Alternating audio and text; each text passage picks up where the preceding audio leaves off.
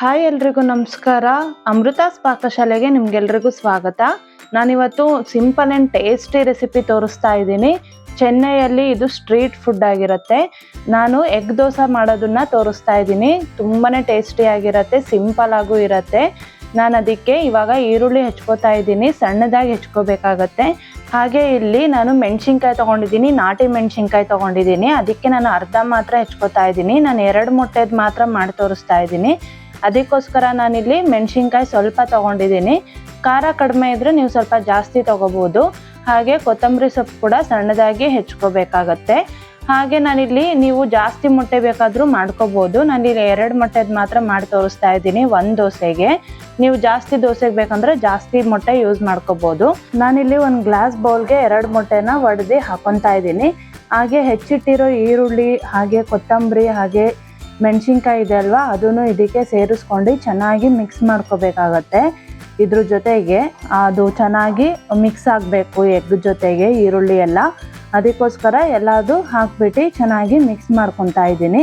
ಆ ಮಿಕ್ಸ್ ಮಾಡೋ ಜೊತೆಯಲ್ಲೇ ನಾವು ಉಪ್ಪು ಮತ್ತು ಖಾರದ ಪುಡಿ ಮತ್ತು ಪೆಪ್ಪರ್ ಪೌಡ್ರು ಇಷ್ಟು ಹಾಕ್ಕೋಬೇಕಾಗತ್ತೆ. ಪೆಪ್ಪರ್ ಪೌಡ್ರು ಆಪ್ಷನಲ್ಲು, ನಾವಿಲ್ಲಿ ಮೆಣಸಿನ್ಕಾಯಿ ಎಲ್ಲ ಹಾಕಿರ್ತೀವಲ್ವ, ಚಿಲ್ಲಿ ಪೌಡ್ರು ಕೂಡ ಹಾಕಿರ್ತೀವಿ. ನಿಮಗೆ ಬೇಕಂದರೆ ಪೆಪ್ಪರ್ ಪೌಡ್ರ್ ಹಾಕ್ಕೊಳ್ಳಿ, ಅದೊಂಥರ ಎಕ್ಸ್ಟ್ರಾ ಟೇಸ್ಟ್ ಬರುತ್ತೆ. ಯಾವಾಗಲೂ ನಾವು ಆಮ್ಲೆಟಿಗೆಲ್ಲ ಹಾಕೋತೀವಲ್ವ ಪೆಪ್ಪರ್ ಪೌಡ್ರು, ಅದಕ್ಕೋಸ್ಕರ ನಾನಿಲ್ಲಿ ಹಾಕಿದ್ದೀನಿ. ತುಂಬ ಟೇಸ್ಟಿಯಾಗಿ ಬರುತ್ತೆ. ಇದನ್ನೆಲ್ಲ ಹಾಕ್ಬಿಟ್ಟು ಚೆನ್ನಾಗಿ ಮಿಕ್ಸ್ ಮಾಡ್ಕೊಬೇಕು. ಮಿಕ್ಸ್ ಮಾಡ್ಕೊಂಡು ತವಾ ಬಿಸಿ ಆದಮೇಲೆ ತವಾಗೆ ನೀವು ನಾರ್ಮಲ್ ದೋಸೆ ಹಿಟ್ಟು ಮನೇಲಿ ಏನು ಮಾಡ್ಕೊಂಡಿರ್ತೀರೋ ಅದನ್ನೇ ಹಾಕೋಬೋದು. ನಾನು ಅಷ್ಟೇ ಮನೇಲಿ ಏನು ನಾರ್ಮಲ್ ದೋಸೆ ಹಿಟ್ಟು ಮಾಡ್ಕೊಂಡಿದ್ದೀನೋ ಅದನ್ನೇ ಹಾಕ್ಕೊತಾ ಇದ್ದೀನಿ. ಅದು ಇವಾಗ ತವಾ ಮೇಲೆ ದೋಸೆನ ಹಾಕ್ಕೊಂಡಿದ್ದೀನಿ. ಹಾಕ್ಕೊಂಡು ಒಂದು ಸ್ವಲ್ಪ ಬೇಯೋ ಟೈಮಲ್ಲಿ ಇವಾಗ ನಾವು ಮಿಕ್ಸ್ ಮಾಡಿ ಇಟ್ಕೊಂಡಿದ್ನಲ್ವ ಎಗ್ಗು ಮಿಕ್ಸು, ಅದನ್ನು ಇದಕ್ಕೆ ಹಾಕ್ಕೋತಾ ಇದ್ದೀನಿ. ಒಂದು ಅರ್ಧ ಹಾಕ್ಕೋತಾ ಇದ್ದೀನಿ. ಒಂದು ಅರ್ಧ ಹಾಕ್ಕೊಂಡಿದ್ದೀನಿ.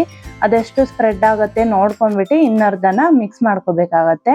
ನೋಡಿ ಇಲ್ಲಿ ಸ್ವಲ್ಪ ಕಡಿಮೆ ಅನ್ನಿಸ್ತು, ಅದಕ್ಕೋಸ್ಕರ ನಾನು ಮತ್ತೆ ಇನ್ನೊಂದು ಸ್ವಲ್ಪ ಹಾಕ್ಕೋತಾ ಇದ್ದೀನಿ. ಈ ಎಗ್ ದೋಸೆ ಜೊತೆಗೆ ಚಟ್ನಿ ಸಾಂಬಾರು, ನೀವು ಬೇಕಾದ್ರೆ ಟೊಮ್ಯಾಟೊ ಚಟ್ನಿ ಅದೆಲ್ಲ ಮಾಡ್ಕೋಬೋದು. ತುಂಬಾ ಟೇಸ್ಟಿಯಾಗಿರುತ್ತೆ. ಚೆನ್ನೈ ಸೈಡೆಲ್ಲ ನಿಮಗಿದೆ ಕೊಡೋದು ಸ್ಟ್ರೀಟ್ ಸ್ಟೈಲಲ್ಲೆಲ್ಲ. ಹಾಗೆ ಇದ್ರ ಜೊತೆಗೆ ನಾನಿವತ್ತು ಟೊಮ್ಯಾಟೊ ಗೊಜ್ಜು ಮತ್ತು ಚಟ್ನಿ ಮಾಡ್ಕೊಂಡಿದ್ದೀನಿ. ನೀವು ಬೇಕಾದರೆ ಸಾಂಬಾರು ಜೊತೆಗೂ ಸರ್ವ್ ಮಾಡ್ಕೊಬೋದು. ತುಂಬಾ ಟೇಸ್ಟಿಯಾಗಿರುತ್ತೆ. ನೋಡಿ ಇವಾಗ ನಾನು ಇದನ್ನು ಇದ್ರ ಮೇಲೆ ಎಣ್ಣೆ ಹಾಕ್ಬಿಟ್ಟು ಬೇಯಿಸ್ಕೊತಾ ಇದ್ದೀನಿ. 2 ಸೈಡು ಬೇಯಿಸ್ಕೋಬೇಕಾಗತ್ತೆ. ಈಗ ಒಂದು ಸೈಡ್ ಬೆಂದಿದೆ, ನಾನಿವಾಗ ಟರ್ನ್ ಮಾಡ್ಕೊತಾ ಇದ್ದೀನಿ ದೋಸೆನ. ಸ್ವಲ್ಪ ರೋಸ್ಟ್ ಮಾಡಿಕೊಂಡ್ರೆ ಇನ್ನೂ ಟೇಸ್ಟಿಯಾಗಿರುತ್ತೆ. ಸ್ವಲ್ಪ ರೋಸ್ಟ್ ಮಾಡ್ಕೊಂಡಿದ್ದೀನಿ ನಾನು ದೋಸೆನ. ನೋಡಿ ಇವಾಗ ಟರ್ನ್ ಮಾಡಿದ್ದೀನಿ. 2 ಸೈಡೂ ಚೆನ್ನಾಗಿ ಬೇಯಿಸ್ಕೋಬೇಕಾಗತ್ತೆ. ಚೆನ್ನಾಗಿ ಬೆಂದಾದ್ಮೇಲೆ ಎಗ್ ದೋಸೆ ರೆಡಿ ಆಗಿರುತ್ತೆ. ನೋಡಿ ಎಷ್ಟು ಚೆನ್ನಾಗಿ ಬಂದಿದೆ ಅಲ್ವಾ ಕಲರ್ ಎಲ್ಲ. ನೋಡಿ ಇವಾಗ ದೋಸೆ ರೆಡಿ ಆಗಿದೆ. ನೀವು ನಿಮ್ಮ ಮನೇಲಿ ಮಾಡಿಬಿಟ್ಟು ಹೇಗಿತ್ತು ಅಂತ ನನಗೆ ಕಮೆಂಟ್ ಮಾಡೋದನ್ನು ಮರಿಬೇಡಿ. ಹಾಗೆ ಇನ್ನೂ ನಮ್ಮ ಚಾನಲ್ ಸಬ್ಸ್ಕ್ರೈಬ್ ಮಾಡಿಲ್ಲ ಅಂದರೆ ಸಬ್ಸ್ಕ್ರೈಬ್ ಮಾಡಿಕೊಡಿ. ಇನ್ನೂ ಹೀಗೆ ಈಸಿ ಆ್ಯಂಡ್ ಟೇಸ್ಟಿ ರೆಸಿಪಿಗೋಸ್ಕರ ನನ್ನ ಪೇಜ್ನ ಫಾಲೋ ಮಾಡಿ.